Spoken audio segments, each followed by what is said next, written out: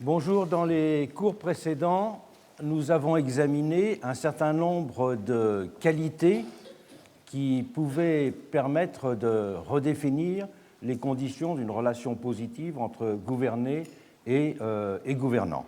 Et j'avais choisi de mettre l'accent sur la notion de responsabilité et celle de lisibilité.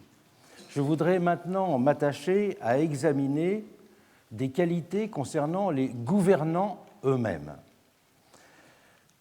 Les qualités de lisibilité, de responsabilité, et j'aurais pu parler aussi, je le développerai par écrit, de celles de réactivité ou d'interaction, définissent le cadre d'une démocratie que j'appelais d'appropriation. Mais il s'agit aussi de définir les conditions d'une démocratie qui dépasse les conditions de la défiance contemporaine et donc de voir quelles sont les qualités des gouvernants qui permettraient de définir ce qu'on pourrait appeler une démocratie de confiance. Je commence donc par la question de l'intégrité et ensuite par celle du parler vrai, qui me semble être deux des qualités susceptibles de définir une relation de confiance entre gouverné et gouvernant.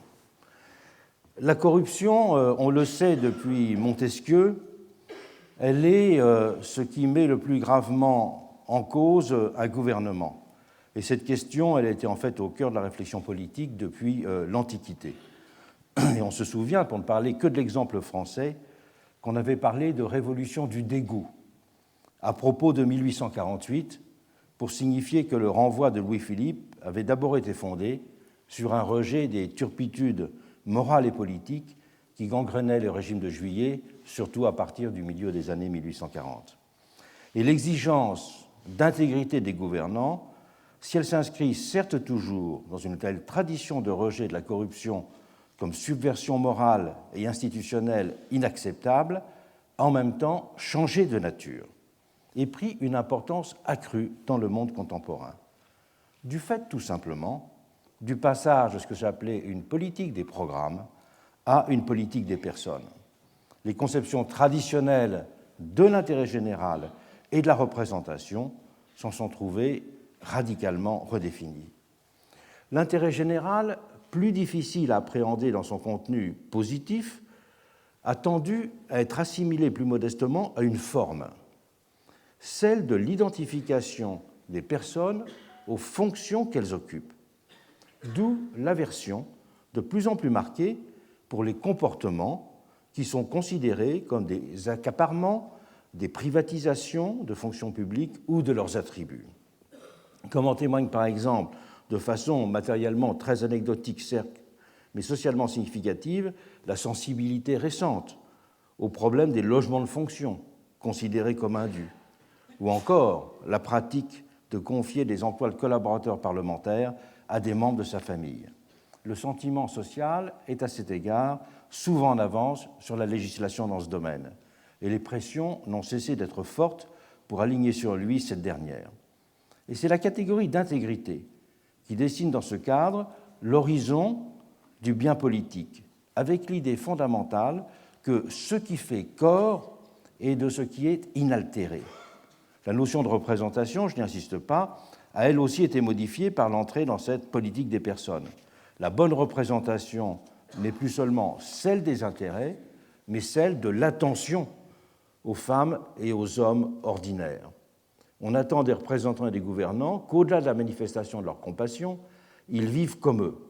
On a témoigné de façon, là encore, très anecdotique mais significative, la circulaire du gouvernement Raffarin qui avait fixé les règles d'attribution des logements ministériels. Cette circulaire avait significativement parlé de la simplicité qui sied aux représentants de l'État, rentrant même, vous en souvenez peut-être, avec moult détails dans la précision du nombre de mètres carrés d'un logement jugé cohérent avec cet énoncé. La simplicité était dans ce cas présupposée constituer un indicateur immédiatement lisible de l'intégrité.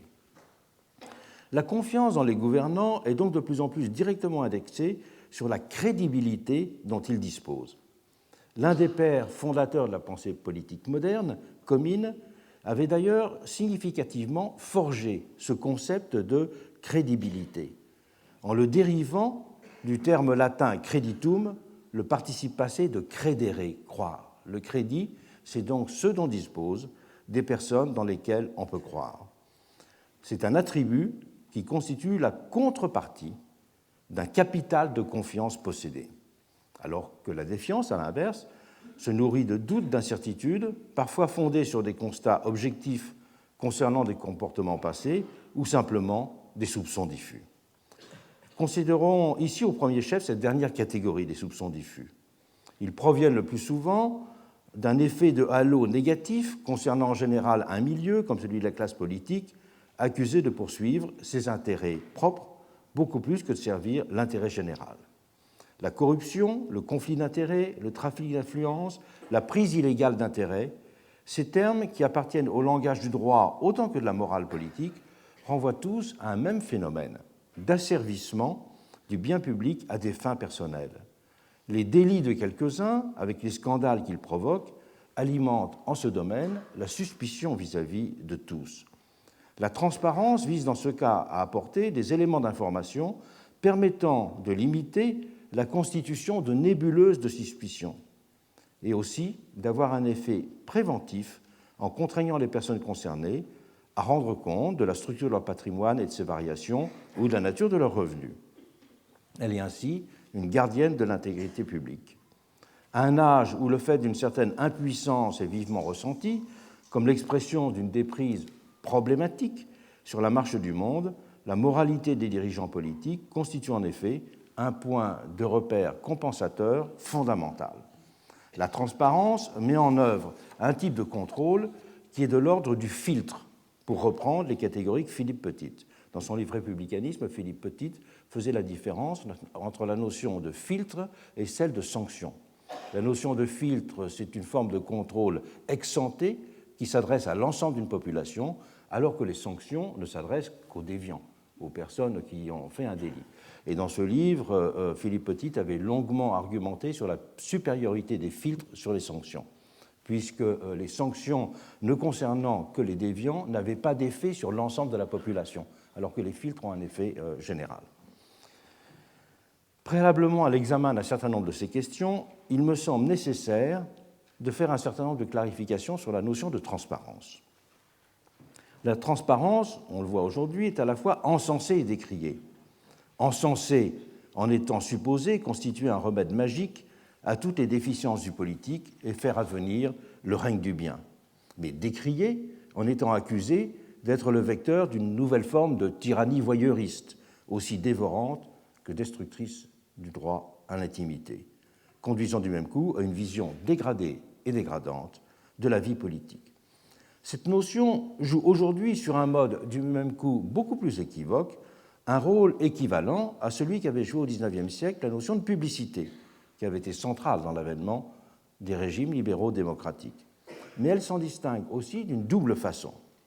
Elle lui adjoint d'abord une consonance morale, charriant des images de pureté, d'honnêteté, d'authenticité, d'immédiateté des actes aux paroles, alors que la publicité s'appréhendait essentiellement objectivement en termes de disponibilité d'informations, d'accessibilité de données, de mode de circulation et de diffusion de celles-ci. La transparence s'inscrit dans un halo sémantique qui mêle des références appartenant à des registres beaucoup plus disparates. En elle se lient toutes les images inversées de ce qui appartient au monde indéchiffrable de l'obscurité et du secret. Elle est aussi confusément attirante, cette transparence est rédemptrice, que la nuit est pécheresse, lourde de tentations indéterminées. Mais en second lieu, la transparence s'applique à un champ beaucoup plus large. La publicité concernait au premier chef les relations de l'exécutif et du législatif, ainsi que celles du législatif avec l'opinion. À l'âge de la transparence, c'est le comportement des personnes en général qui a pris une importance déterminante, alors que l'affrontement politique des idéologies a perdu sa précédente évidence, comme on l'a déjà souligné. Faute de savoir ce que le pouvoir doit positivement faire, on se soucie dorénavant surtout de ce qu'il devrait être. La référence à la transparence participe dans cette mesure d'une entreprise de transfiguration du politique. Elle correspond à l'âge du scepticisme et de la défiance démocratique, à l'état d'un monde dans lequel les comportements des individus deviennent souvent plus importants que les idées qu'ils défendent. Et elle invite à mettre en place un instrument d'évaluation et de mesure de l'action avec lequel la vérification de la sincérité se substitue à une appréciation jugée plus problématique de l'efficacité. L'aversion morale devient du même coup dans ce cadre une variable décisive de constitution du jugement politique. Pour avancer dans la réflexion critique sur la notion de transparence, il me semble nécessaire d'en distinguer trois figures. La transparence comme utopie, la transparence comme idéologie et la transparence instrumentale. La transparence comme utopie, elle a été historiquement associée au nom de Rousseau. Et on a le plus souvent retenu à ce propos ce qu'il en avait dit dans les Confessions. Explicitant l'objectif de ce qu'il avait voulu entreprendre dans son livre, il avait noté, je le cite, « Je voudrais pouvoir, en quelque sorte, rendre mon âme transparente aux yeux du lecteur. Et pour cela, je cherche à la lui montrer sous tous les points de vue, à l'éclairer par tous les jours, à faire en sorte qu'il ne s'y passe pas un mouvement qu'il n'aperçoive, afin qu'il puisse juger par lui-même du principe qui les produit. » Cette transparence à laquelle Jean-Jacques se référait définissait à la fois une méthode et un objectif littéraire. Il a fait de cette façon des Confessions un livre absolument pionnier, qui a inauguré avec éclat un nouveau genre, celui de l'exploration psychologique du moi, de la plongée sans phare dans l'intimité des actions et le secret des pensées. Mais la transparence était aussi pour lui la base de toute morale. Le juste rapport avec autrui impliquait en effet à ses yeux de bannir le secret et la dissimulation. C'est ce dont il s'était d'ailleurs crédité lui-même dans un passage fameux des Confessions dans lequel il fait référence à son cœur, je le cite, « transparent comme le cristal ». Lui, je le cite à nouveau, qui n'a jamais su cacher, durant une minute entière, un sentiment un peu vif qui s'y fut réfugié. On pourrait discuter cette morale et montrer comment des formes de dissimulation, j'en dirai deux mots tout à l'heure, sont aussi nécessaires à la constitution de relations sociales apaisées. La question a été très commentée et argumentée. Mais l'essentiel est là d'insister sur la visée anthropologique et politique qui sous-tend le propos de Rousseau, celui d'une transparence comprise par un état social. C'est cela la transparence comme utopie, la transparence définie comme un état social, coïncidant donc avec l'idéal politique qu'il appelait de ses voeux. C'est dès sa première publication, le discours sur l'origine et les fondements de l'inégalité parmi les hommes, qu'il en a dessiné les traits.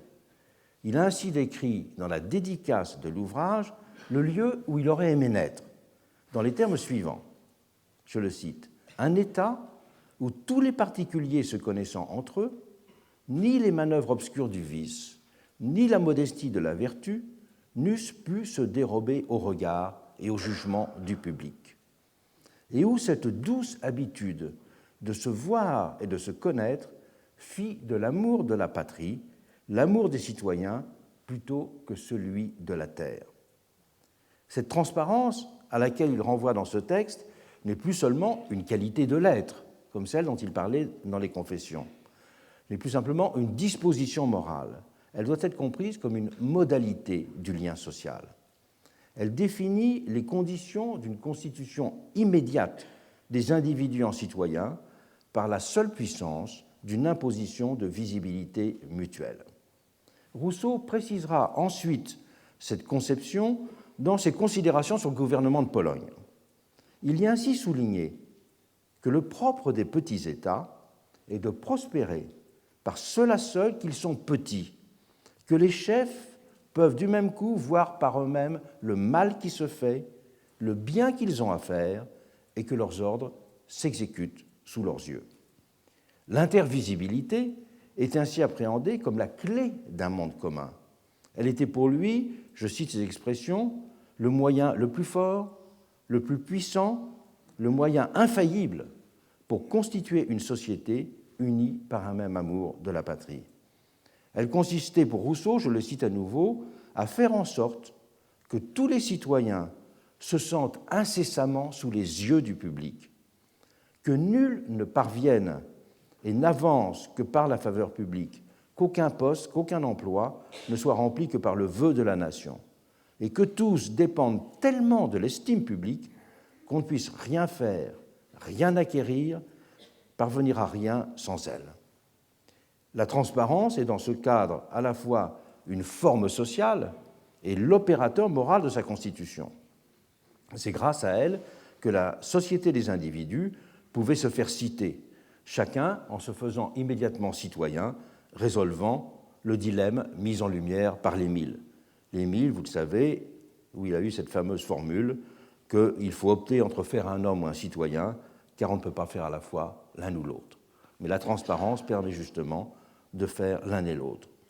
Elle devient, cette transparence, pour Rousseau, ce qui permet que chacun se détache de son intérêt personnel, tombe le masque et devienne, selon une formule souvent citée, devienne un moi sans contradiction. C'est-à-dire que les individus, par la transparence, se départicularisent, en quelque sorte.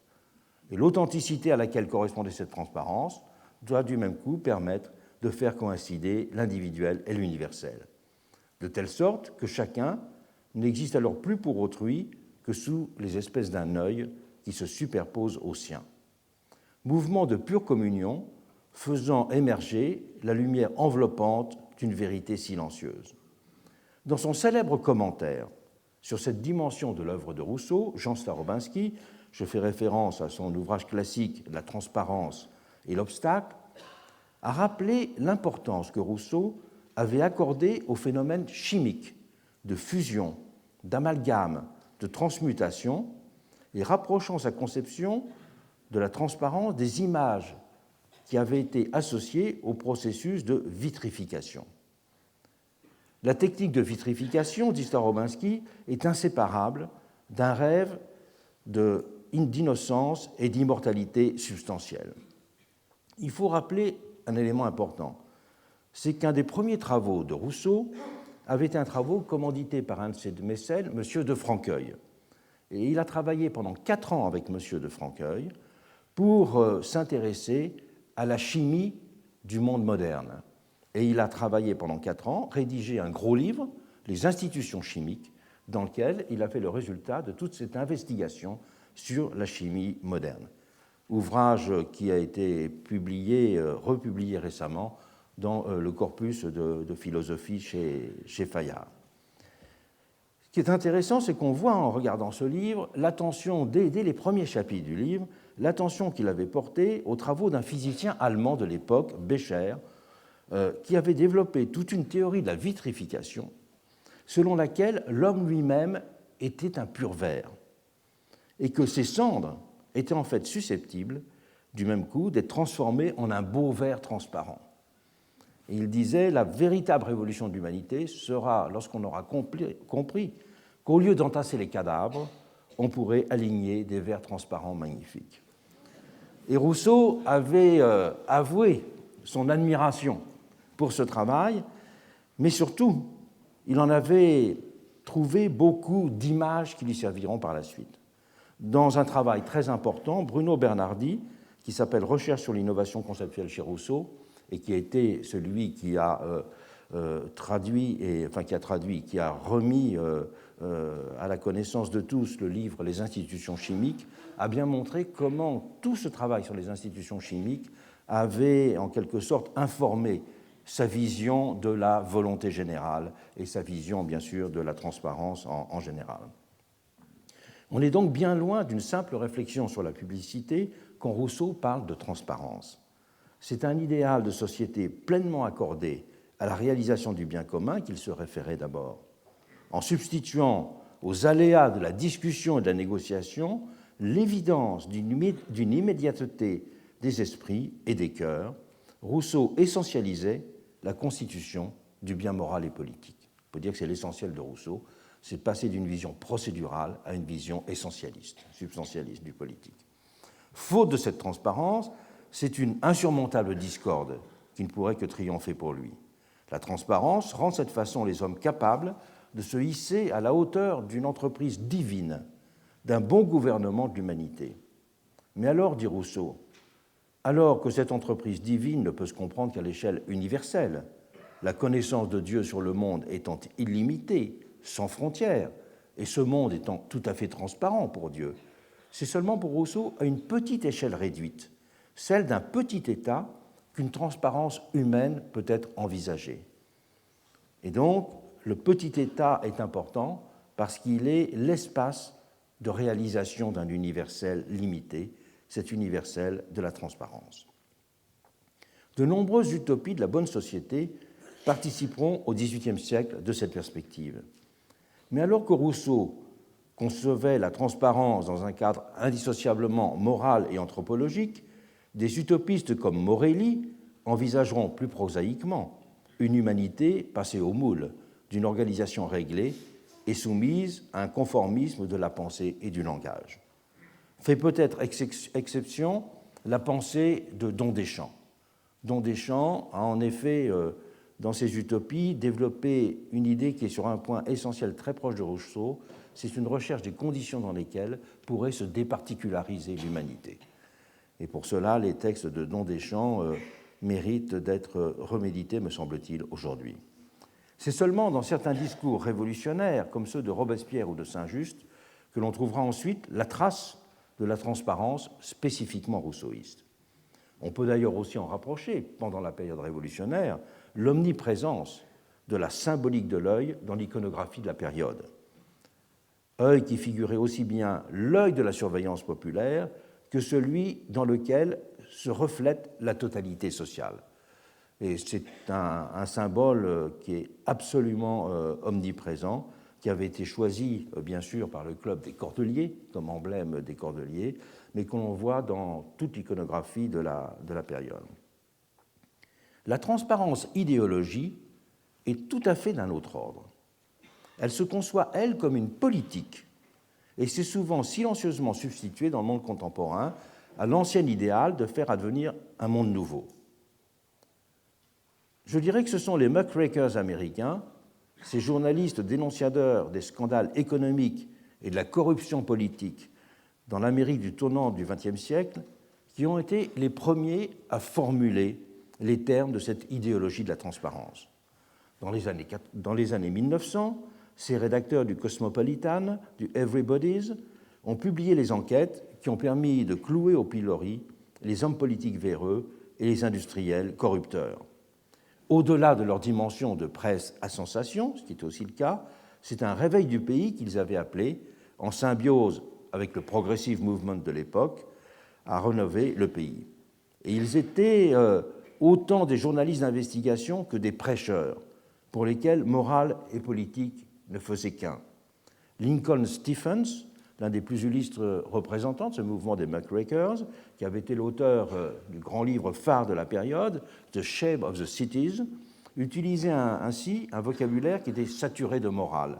Les termes de shame, de sin, de guilt, de salvation, de damnation, de pride and de soul revenant sans cesse sous sa plume.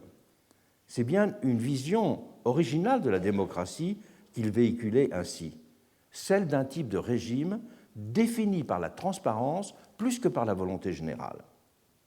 Notre but, avait résumé l'éditeur du Cosmopolitan, je le cite, est d'assainir les cloaques des intérêts privés corrompus avec l'eau pure de l'esprit public. Ce journalisme de dénonciation rédemptrice trouvera son mot d'ordre dans une expression fameuse de Louis Brandeis du Harper's Weekly, qui se présentait comme l'avocat du peuple. Je le cite en anglais parce que c'est une phrase qui est continuellement répétée encore aujourd'hui dans le débat public américain. Brandeis avait écrit dans un livre qui s'appelait Others People's Money and How the Banker Use It, avait écrit « Publicity is justly commended as a remedy for social and industrial diseases ». Et voilà la phrase toujours reproduite, elle dit « Sunlight is said to be the best disinfectant, electric light the most efficient policeman ». La lumière du soleil est, dit-on, le meilleur désinfectant, la lumière électrique est le plus efficient des policiers. Dire que la lumière électrique est le plus efficient des policiers, c'est d'ailleurs pas tellement nouveau, puisque dans le fameux traité de police de Delamarre, qui est du début du XVIIIe siècle, il y a tout un ensemble de pages justement sur les conditions de la réduction de la délinquance par l'organisation d'un espace public sur lequel on puisse bien avoir l'œil. Mais cette image de la lumière régénératrice du social, elle a véritablement marqué l'Amérique, et elle continue à le marquer. En témoigne le fait que l'une des plus puissantes fondations opérant sur le terrain de la transparence politique s'appelle aujourd'hui la Sunshine Foundation. Et cette histoire du lien entre transparence et bien public, il faut le souligner, a une existence en fait beaucoup plus ancienne. Le professeur qui a la chaire d'assyriologie ici, Dominique Charpin, me faisait récemment remarquer qu'en Mésopotamie, le dieu soleil, Samas, était le dieu de la justice. Et qu'il était le dieu de la justice parce qu'il était celui qui voyait tout, donc même ce qui était caché aux yeux des hommes, et qu'il intervenait comme une mise en transparence du monde. Et les textes sacrés de l'époque, qu'il m'a traduits, disaient de Samas, tu es celui qui met en lumière le cas du mauvais et du criminel. Et Samas était considéré comme le garant d'une bonne politique, comme en témoigne le fait que sur la fameuse stèle d'Hammurabi qui est au Louvre, c'est la stèle sur laquelle on a retrouvé le fameux code d'Hammurabi, eh bien, en haut de la stèle, il y a une représentation du roi de Babylone, et face au roi de Babylone, il y a le dieu Samas. Donc, le bon gouvernement a essentiellement affaire avec le dieu opérateur de transparence. Beaucoup plus tard, un des écrits fondateurs de la politique moderne, la République de Bodin, insistera également sur le caractère de révélateur moral de la transparence. Je le cite. « Il n'y a, dit-il, que les trompeurs, les pipeurs et ceux qui abusent des autres, qui ne veulent pas qu'on découvre leur jeu, qu'on entende leurs actions, qu'on sache leur vie. Mais les gens de bien, eux, qui ne craignent point la lumière, prendront toujours plaisir qu'on connaisse leur état, qu'on connaisse leur qualité, qu'on connaisse leurs biens, qu'on connaisse leur façon de vivre. » Il allait même, dans ce texte, La République, jusqu'à citer un fameux tribun romain qui, alors que son architecte lui dessinait une maison dans laquelle la privatisation de l'espace serait bien organisée, avait dit son architecte, non, construisez-moi une maison où tous les gens qui circulent puissent voir ce que je fais toute la journée. Et si la transparence a été de cette façon célébrée de longue date, c'est comme un moyen. Elle n'était pas en même temps, que ce soit dans la vision de Bodin, que ce soit dans la vision de Delamarre, son traité de police auquel j'ai fait référence, et même dans la vision telle qu'elle apparaît du rôle du dieu Samas, elle n'est pas identifiée en même temps à la figure même de l'idéal politique, comme ce sera le cas en Amérique à l'âge du progressisme. Il est d'ailleurs frappant de noter qu'en Europe, à la même époque, le problème de la corruption était abordé dans des termes très différents de la manière dont il était conçu en Amérique. La façon dont était appréhendé en France le scandale de Panama en a témoigné de façon éclatante, alors qu'il était d'une ampleur exceptionnelle, totalement inédite, et même si on considère l'histoire de la corruption en Europe au XIXe siècle, absolument sans équivalent. Il n'avait pas suscité de campagne en faveur d'une plus grande transparence. Ce qui avait été vilipendé, c'était les tares indélébiles du système social, plus que la malhonnêteté immédiate des corrompus. Jean Jaurès mettra ainsi significativement l'accent, je le cite, sur le scandale permanent de l'exploitation capitaliste. Comme ira jusqu'à le dire un historien, le scandale de Panama n'aura été qu'un incident bénin relativement à la nature du mouvement historique profond du capitalisme. Et si les faits révélés avaient mis en lumière la vénalité de très nombreux députés, c'était le système parlementaire en son essence qui était accusé, avec la critique de la pourriture des assemblées, comme on le disait à l'extrême droite. Et c'est d'un changement du système politique et social qu'on attendait donc des solutions à la question, pas d'une plus grande vertu des individus. Au XIXe siècle, au XXIe siècle, c'est la transparence comme idéologie. On a même parlé de nouvelle religion qui fait retour. Elle s'est peu à peu érigée en valeur politique centrale, accompagnant une forme de résignation citoyenne. Avec le triomphe de cette transparence comme idéologie, les objectifs proprement politiques et sociaux de la constitution d'une société démocratique ont de fait été laissés de côté.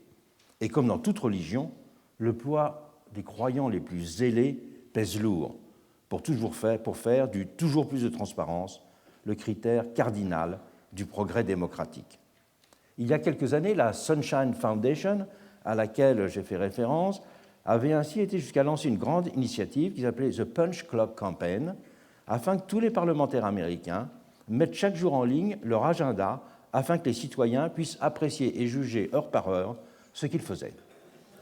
Et il y a tout de même une centaine de parlementaires américains qui sont soumis à cette injection qui a donné lieu à tout un débat et à notamment une analyse extrêmement intéressante publiée dans The New Republic par Lawrence Lessig. Si une idéologie de la transparence de cette sorte peut légitimement inspirer la méfiance, on ne saurait faire de la transparence une politique en soi. La mise en place de procédures de transparence doivent, elles, être mises en œuvre comme des outils contribuant utilement à organiser une atmosphère d'intégrité dans une société donnée. Et on doit parler, dans ce cas-là, d'une troisième catégorie de transparence, la transparence instrumentale. Conception dont la limitation se lie à une désagrégation et une clarification des figures de cette transparence, au-delà de la première distinction des trois formes que nous venons de distinguer. Revenons en effet à certains éléments de clarification de la notion de transparence, au-delà des trois catégories que je viens de mentionner. J'avais mentionné tout à l'heure la distinction avec la notion de publicité, mais j'ai aussi construit dans un cours précédent la spécificité de la notion de lisibilité, qui apporte une dimension de mise en intelligibilité et d'interprétation du monde. Nous avons encore, dans un cours précédent, distingué le droit de savoir, conçu de deux façons, le droit de savoir comme levée des secrets et le droit de savoir comme mise en place du principe d'open data. Recouvrir toutes ces pratiques du seul terme de transparence, comme c'est souvent le cas, entraîne des confusions qui doivent être évitées, car elles sont en fin de compte au désavantage de la construction positive de chacune de ces catégories prises séparément. Et c'est donc un volet nécessaire de clarification qu'il faut opérer. La deuxième clarification qu'il faut faire, c'est que tout un ensemble de conflits surgissent du fait qu'il y a de plus en plus d'opposition entre les deux principes fondamentaux organisateurs de la démocratie. On pourrait dire les droits et la participation. Le droit du citoyen à la transparence et de l'autre côté, le droit de l'individu à l'opacité, c'est-à-dire à sa protection privée. Le citoyen, et c'est même l'essence de la citoyenneté, doit avoir un droit de regard sur ceux qu'il représente ou le gouverne pour s'assurer de leur intégrité, et l'individu doit en même temps pouvoir être protégé du regard d'autrui et de celui de l'État. Ce dernier droit a historiquement été menacé en permanence par les empiètements de l'État dans l'exercice de ses fonctions régaliennes, empiètements aujourd'hui décuplés par une vision de la sécurité ou de la lutte contre le terrorisme qui tend à être fondée sur une accumulation illimitée de données sur la vie et les communications des individus, voire tous les débats qu'il y a eu sur la NSA américaine. Mais il est également du fait que l'information sur la vie privée est devenue une marchandise de grande valeur, à l'âge d'un marketing particularisé. La transparence politique, donc d'un côté, mais la transparence sécuritaire et la transparence marchande se développent du même coup de pair en produisant des effets totalement divergents du point de vue de l'édification d'une société libérale démocratique. Il y a pour cette raison de véritables batailles de la transparence qui structurent aujourd'hui à front renversé ces trois univers. Il y a là une distinction essentielle à faire entre une transparence d'empowerment et une transparence d'aliénation, selon qu'on en est l'acteur ou le sujet. Mais il serait bien sûr absurde de les mettre sur le même pied et de mettre en avant les menaces que font peser les formes de transparence intrusives dans la vie privée pour disqualifier la transparence instrumentale démocratique comme moyen de régulation de l'intégrité sous la forme de filtre, de la régulation de l'intégrité des hommes et des femmes politiques. Et ces derniers, quant à eux, ne peuvent se prévaloir d'un droit à la protection de la vie privée équivalent à celui des citoyens, dans la mesure où la partie politique de leur vie personnelle est d'ordre public et non pas privé. Il y a d'ailleurs là une forme de rapprochement entre ces individus qu'on pourrait dire particuliers que sont les célébrités et les personnages publics politiques. Le curseur qui règle leur rapport selon les pays varie, mais l'évolution de la législation va dans le même sens, notamment la législation de la Cour européenne des droits de l'homme. Cette Cour protège de plus en plus la liberté d'information en la favorisant par rapport à la protection de la vie privée, pour ces deux catégories qui sont les célébrités et les personnalités publiques politiques. Il faut, en troisième point, clarifier la nature de cette transparence instrumentale. Elle n'est pas simplement de l'ordre d'une technique de contrôle, elle est aussi une forme d'exercice d'un pouvoir citoyen. Cette transparence instaure en effet une dissymétrie entre deux agents, entre celui qui est soumis à une injonction contraignante de nature et celui qui est en position d'observateur. Ce dernier s'affirme en effet de la sorte comme le maître. C'est avec l'impératif de transparence que la dépendance du représentant vis-à-vis du représenté ou celle du gouvernant vis-à-vis du gouverné se font dorénavant le plus directement sentir, bien plus que dans le lien électoral dans lequel la dépendance n'est que passagère. Avec les obligations de transparence, le représentant et le gouvernant changent de fait de statut. Le premier, s'il reste libre de tout mandat, c'est la base du gouvernement représentatif, se trouve en effet soumis à un autre type de contrainte permanente. Et le second se voit de fait traité sur le même pied qu'un représentant avec ce type d'obligation. Ces obligations unifient de ce point de vue les deux catégories. La transparence produit ainsi ce qu'on pourrait appeler une communauté de vulnérabilité entre ceux à qui elle est imposée, en les mettant en permanence à nu face à leurs juges citoyens. Alors que la publicité classique était fondée sur l'idée d'un échange, qu'elle impliquait une relation d'égalité, la transparence introduit un dénivelé. Il faut comprendre dans cette direction, d'ailleurs, les résistances continues des hommes et des femmes politiques à la transparence, et le fait qu'ils tendent même spontanément à voir dans son imposition l'équivalent d'une forme de discrimination à leur égard, comme en témoigne la façon dont ils lancent si souvent aux journalistes qui les interrogent sur leurs revenus, leur patrimoine, « Et vous, combien gagnez-vous? Combien vaut votre appartement ?» Comme s'il y avait une forme d'injustice dans l'injonction à ce qu'ils fassent preuve, eux seuls, de la transparence. On peut dire aujourd'hui que la transparence pour l'intégrité, la transparence instrumentale, est clairement devenue une des formes de la souveraineté du peuple. Parler de l'intégrité, c'est donc parler des moyens qui peuvent être mis en œuvre pour la réaliser, et j'ai distingué tout à l'heure les filtres et les sanctions. Commençons par les institutions de l'intégrité. Ces institutions sont de l'ordre des filtres. Et l'exemple français de la Haute Autorité pour la transparence de la vie publique en constitue un bon exemple. Mise en place par une loi du 11 octobre 2013, dans le sillage du choc créé par l'affaire Cahuzac, c'est ce qui a permis de faire une loi très radicale, elle a fait faire un grand bond en avant par rapport au contrôle auparavant beaucoup plus circonscrit. Contrôle des comptes de campagne électorale ou contrôle des patrimoines des élus et des responsables publics, qui était prévu dès 1988 par une commission pour la transparence de la vie politique, mais qui n'avait que de faibles moyens et en tout cas pour laquelle il n'y avait pas de publicité des renseignements prévus. Avec cette nouvelle autorité, ce sont désormais près de 9000 personnes qui sont soumises en France à une obligation de déclaration annuelle de leurs revenus, de leur patrimoine ainsi que de leurs intérêts. Tous les éléments devant être déclarés font l'objet d'une énumération d'ailleurs extrêmement précise et pointilleuse, presque technique. Sont concernés les ministres, les parlementaires et leurs collaborateurs, les membres des cabinets ministériels, de très nombreux hauts fonctionnaires, ainsi que les membres des diverses autorités indépendantes.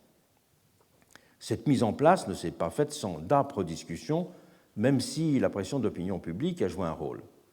Symbole de ces discussions, c'est que des parlementaires ont saisi le Conseil constitutionnel à travers la procédure de la question prioritaire de constitutionnalité et que la consultation du Conseil constitutionnel s'est traduite par la réduction d'un certain nombre d'éléments qui étaient prévus dans le projet de loi initial.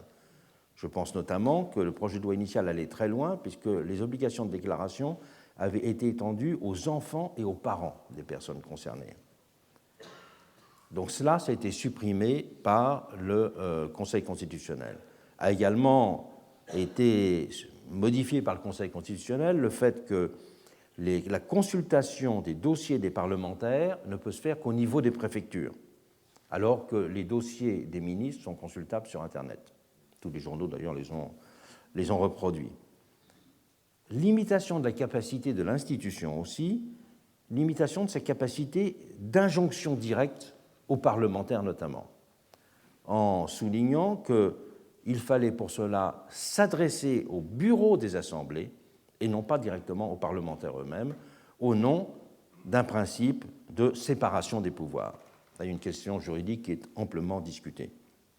Mais, malgré ces limitations apportées, telle qu'elle fonctionne actuellement, cette autorité n'en a pas moins commencé à bouleverser beaucoup de choses, en rendant publiques sur leur site les déclarations des ministres, comme je l'ai dit, mais aussi en transmettant au parquet des dossiers estimés suspects et surtout en ayant créé sur toutes ces questions une atmosphère nouvelle.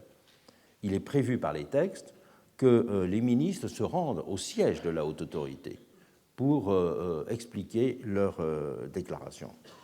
Fait inédit aussi, très inédit, la loi prévoit que l'autorité puisse être saisie par des associations citoyennes chargées de lutter contre la corruption. Et un lien spécial s'est du même coup tissé entre la haute autorité et Transparency International France. Mais l'institution est désireuse de ne pas en rester là, et le rôle que peuvent jouer sur son terrain des lanceurs d'alerte ne l'effraie absolument pas. Je l'ai vérifié puisque j'ai été consulté récemment par l'autorité. Dirigée depuis sa fondation par un président aussi rigoureux que volontariste, il s'agit de Jean-Louis Nadal, qui était le procureur général auprès de la Cour de cassation, qui est un des grands magistrats connus pour son franc-parler et son indépendance d'esprit. L'autorité a vite imposé sa présence dans le paysage politique et moral. On notera que si aujourd'hui les lanceurs d'alerte sont beaucoup mieux protégés aux États-Unis et en Italie qu'en France et dans les autres pays européens, cette institution est en fait, elle, relativement en avance sur ce qui existe d'équivalent au monde. Il n'y a rien aux États-Unis, rien d'équivalent, par exemple. Les whistleblowers sont bien protégés aux États-Unis, mais il n'y a absolument pas toutes ces obligations de déclaration de transparence des revenus et du patrimoine qui existent. Dans un récent rapport sollicité par le président de la République, le président de l'autorité a lancé de nouvelles pistes de réflexion concernant tant le fonctionnement de celle-ci que l'arsenal des sanctions applicables aux contrevenants ou encore la nature et l'extension des contrôles. Outre tout un ensemble de questions techniques, mais ayant d'importants effets, c'est notamment le problème des rapports avec l'administration fiscale.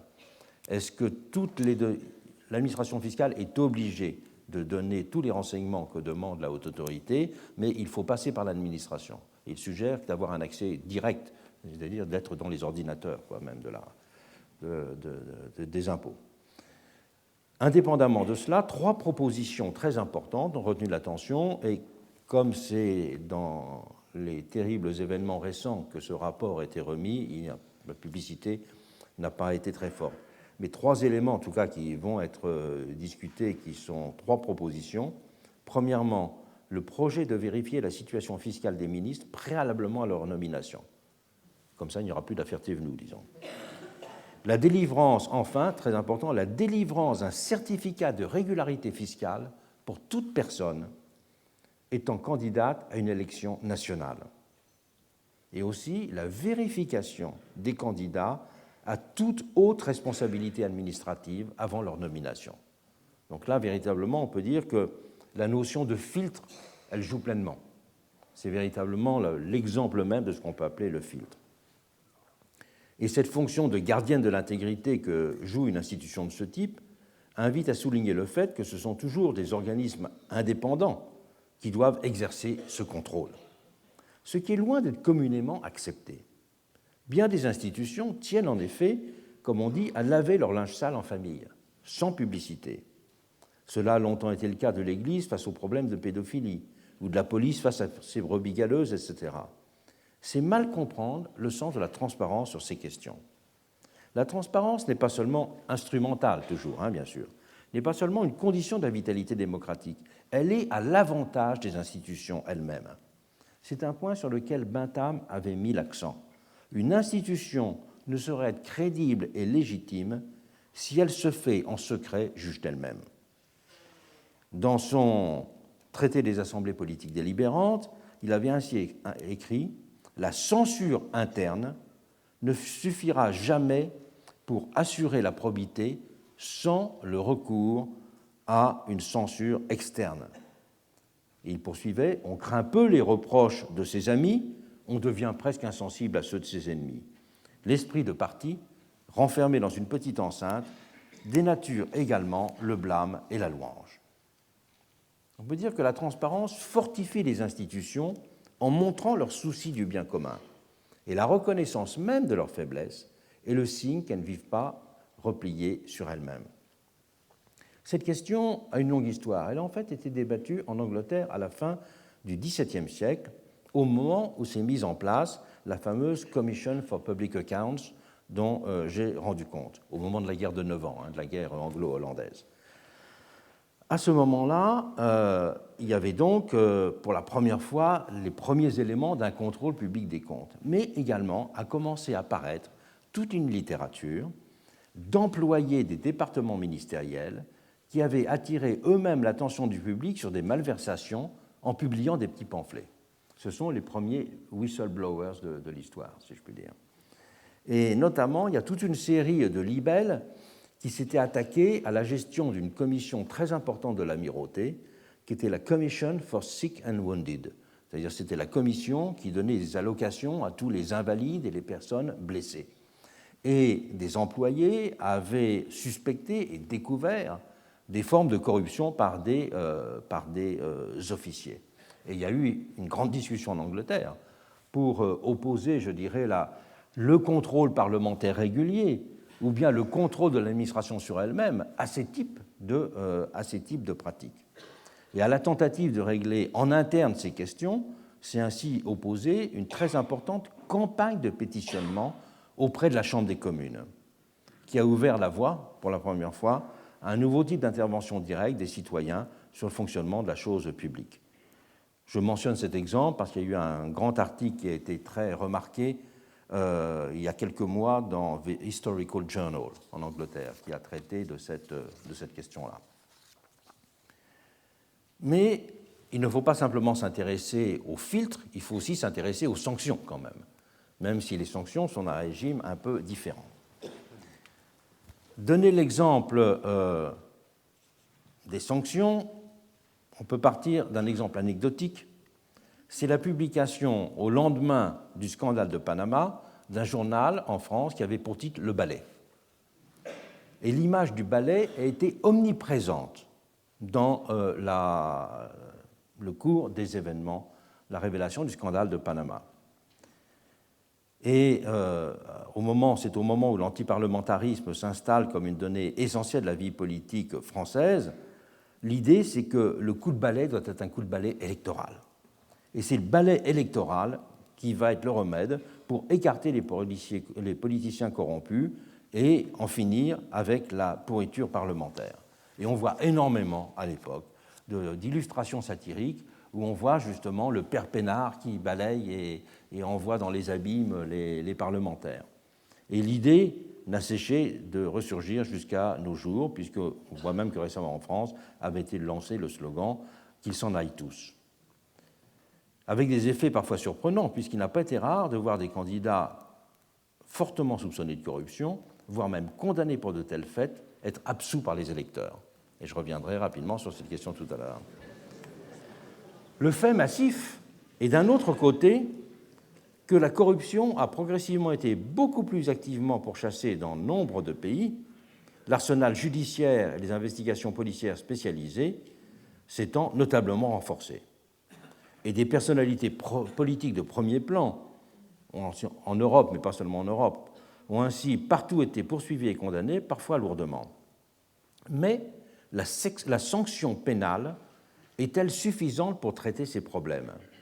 C'est l'interrogation que je voudrais soulever ici. Outre les délits communs, pour lesquels peuvent être condamnées des personnalités politiques, il y a aussi de nouvelles catégories de délits qui sont maintenant définies par la loi pour des infractions, par exemple, aux obligations de transparence.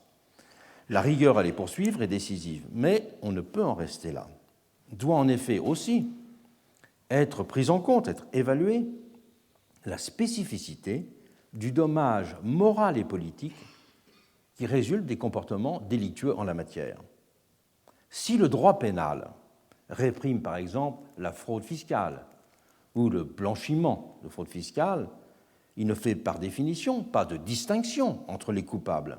C'est le fondement même de l'état de droit.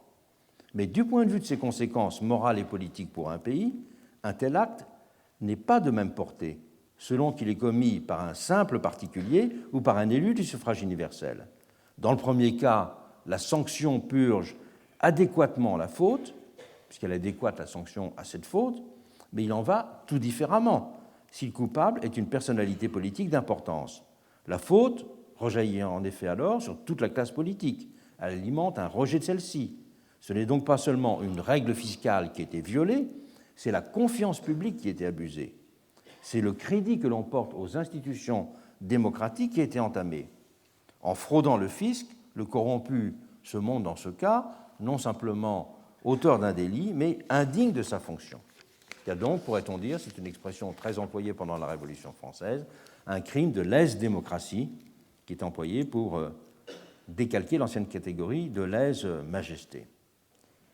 La réponse à cette question a une longue histoire. C'est celle des peines d'indignité, c'est celle des peines infamantes. Elle est très longue, cette histoire. Il faut commencer par distinguer la notion de stigmatisation de celle de dégradation. La notion de stigmatisation, elle vient de stigma en grec. Le mot évoque une marque visible, un tatouage. Et à Athènes, un certain type de crime pouvait entraîner le bannissement ou la perte de droits civiques, mais aussi l'impression sur le corps d'une marque indélébile, destinée à rappeler pour toujours la faute du coupable aux yeux de la société. Il y avait une tradition à Athènes qui ressemble au purp walk américain actuel, des promenades infamantes dans la cité. Et les Romains auront des pratiques analogues qui subsisteront d'ailleurs en Europe jusqu'à la fin du XVIIIe siècle. Mais en Europe, on y ajoutera la notion de flétrissure. Celle-ci superposait à la peine l'idée d'une destruction physique qui pouvait aller jusqu'à la mort en cas de condamnation à mort d'exécution. Et donc, tout un ensemble de rituels punitifs mettront en place une stigmatisation du condamné. Et par exemple, une personne qui était un prêtre, qui était condamné à mort dans certaines circonstances, pouvait être amené sur le lieu de son exécution avec revêtu de tous les habits sacerdotaux, et avant d'être exécuté, on lui enlevait un par un ces différents habits. Il y avait aussi la même chose qui existait pour des nobles qui étaient de la même façon dégradés et qui perdaient leur titre de noblesse avant d'être exécutés. Il y avait aussi la même chose pour des magistrats. Des magistrats en séance publique se voyaient enlever leurs habits et ils ressortaient en blouse grise, enfin, ce qu'il y avait dessous. Et on a aussi des exemples qui sont assez nombreux dans ce domaine du droit pénal dans toute l'Europe, je dirais, du XVIIe au XVIIIe siècle. À côté des peines de stigmatisation, il faut donc noter les peines de dégradation, qui avaient pour but, juridiquement, de ruiner la réputation d'une personne en la déclarant indigne. C'est à Rome, pour la première fois, qu'a été théorisée la notion de dégradation.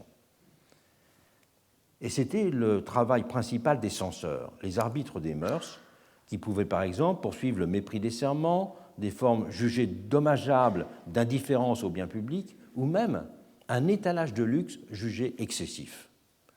Et donc le propre des censeurs à Rome, c'est qu'ils prononçaient des peines qui n'étaient ni financières ni pénales.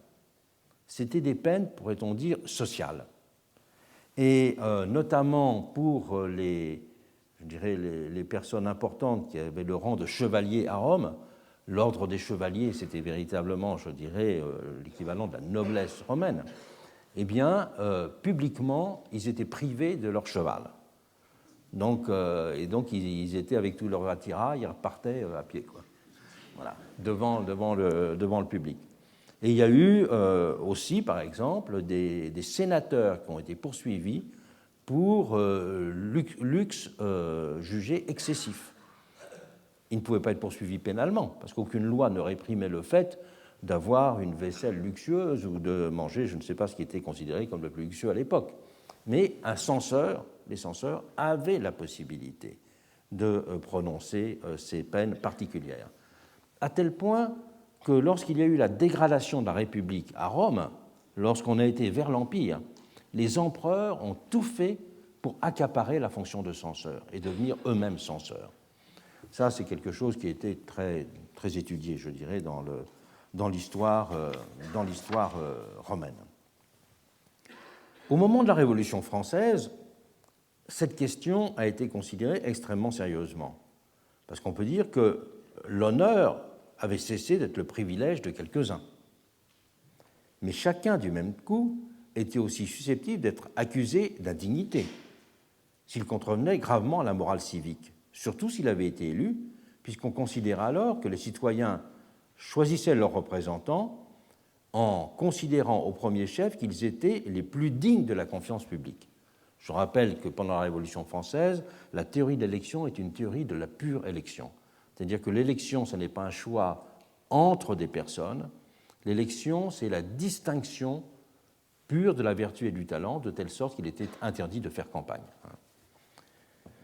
Et les représentants indignes étaient donc ceux qui avaient trahi la confiance publique. Et cette catégorie fondamentale de l'indignité politique sera au centre de nombreux débats pendant la période révolutionnaire, même si elle sera difficile à codifier. Et le Code pénal, jusqu'à d'ailleurs très récemment, prévoyait des peines d'indignité, ces peines d'indignité ayant été en quelque sorte revivifiées après la Deuxième Guerre mondiale, puisqu'il y a eu 95 000 Françaises et Français qui ont été condamnés à la peine d'indignité nationale par les tribunaux après la Deuxième Guerre mondiale. Je ne peux pas développer cette question-là, mais il y a un livre qui fait vraiment référence, c'est le livre d'Anne Simonin, qui dirige la Maison française à Oxford, Le déshonneur dans la République, et qui est une histoire de la peine d'indignité, essentiellement centrée sur la période postérieure à la Deuxième Guerre mondiale, mais aussi avec un certain nombre d'éléments historiques avant. L'appréhension de cette notion d'indignité a ensuite évolué jusqu'à paraître progressivement désuète. Après l'abolition de la peine de mort en 1981, le nouveau Code pénal de 1994 supprimera la peine de dégradation civique, tout en maintenant en vigueur la peine de privation des droits civiques à temps, qui n'en constitue qu'une version très restrictive. Et c'est la catégorie même de peine infamante qui s'est subrepticement trouvée évacuée de façon concomitante. Mais cette suppression mérite, à mon sens, d'être interrogée à l'heure où la défiance gouverne les rapports de la société aux élus. Il est frappant que dans justement ce rapport qui a pour titre « Renouer la confiance publique », que vient de publier Jean-Louis Nadal et qui était remis au président de la République, il a courageusement relancé la réflexion en soulignant deux axes de réflexion possibles. Premièrement, en suggérant que les assemblées devraient avoir la possibilité de destituer certains de leurs membres en cas de manquement grave à l'exemplarité. Premièrement, les cas posés, par exemple, étant celui d'un député qui était condamné par tout le monde, y compris par les gens de son camp politique Thévenoud, mais qui a tenu à resiéger. Eh bien, il propose que dans ce cas-là, il y ait une procédure pour permettre de destituer que les assemblées puissent destituer. Mais surtout, il a remis sur le tapis, si je puis dire, le problème des peines d'inéligibilité.